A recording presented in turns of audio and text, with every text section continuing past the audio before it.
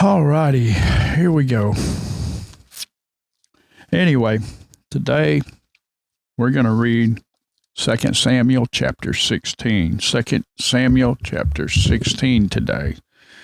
When David was a little past the top of the mountain, there was Ziba, the servant of Mephibosheth,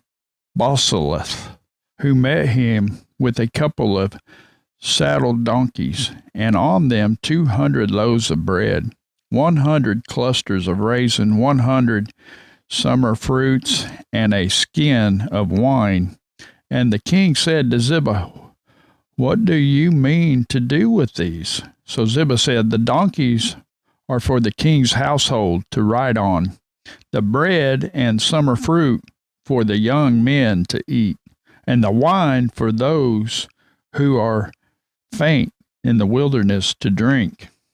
Then the king said, "And where is your master's son?" And Ziba said to the king, "Indeed, he is staying in Jerusalem, for he said, 'Today the house of Israel will restore the kingdom of my father to me.'" So the king said to Ziba, "Here, all that belongs to Mephibosheth is yours." And Ziba said, "I humbly bow before you, that I may find favor in your sight, my lord, O king." Now, when King David came to Bethlehem, there was a man from the family of the house of Saul, whose name was Shimei, the son of Gera, coming from there. He came out, cursing continuously as he came, and he threw stones at David and at all the servants of the king David. And all the people and all the mighty men were on his right hand and on the left. Also Shimei said this when he cursed, come out, you bloodthirsty man, you rogue. The Lord has brought upon you all the blood of the house of Saul, in whose place you have reigned, and the Lord has delivered the kingdom into the hand of Absalom your son. So now you are caught in your own evil, because you are a bloodthirsty man." Then Abishai the son of Zeruiah said to the king, "Why should this dead dog curse my lord the king? Please let me go over and take off his head." But the king said, "What have I to do with you, you sons of Zeruiah?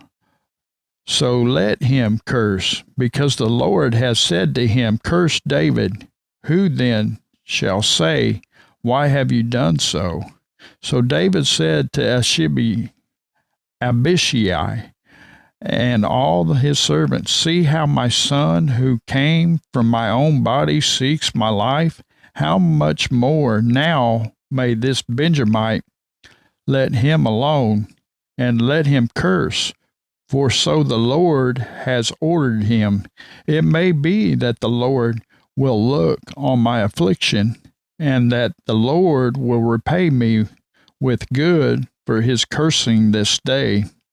And as David and his men went along the road, Shimei went along the hillside opposite him and cursed as he went through stones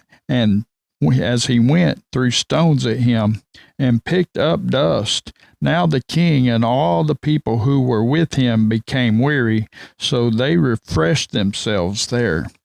Meanwhile, Absalom and all the people, the men of Israel, came to Jerusalem, and Ahithophel was with him.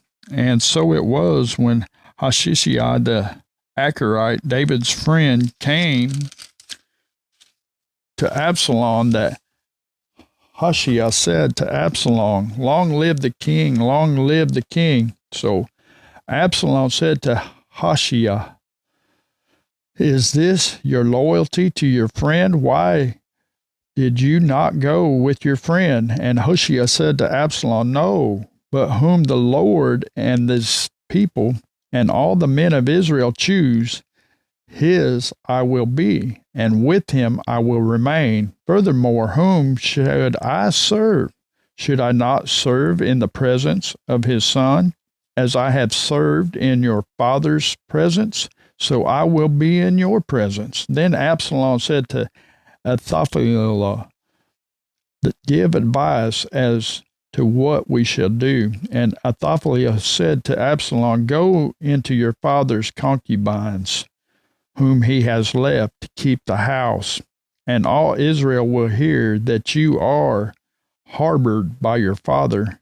Then the hands of all who are with you will be strong. So they pitched a tent for Absalom on top of the house, and Absalom went into his father's concubines in the sight of all Israel. Now the advice of Ahithophel, which he gave in those days, was as if one had inquired at the oracle of God. So it was the advice of Ahithophel both with David and with Absalom. And that's the end of chapter 16. So that's where we're at there. So we're going to go ahead and leave that there. I hope you all have a blessed day, and we'll hope to see you tomorrow.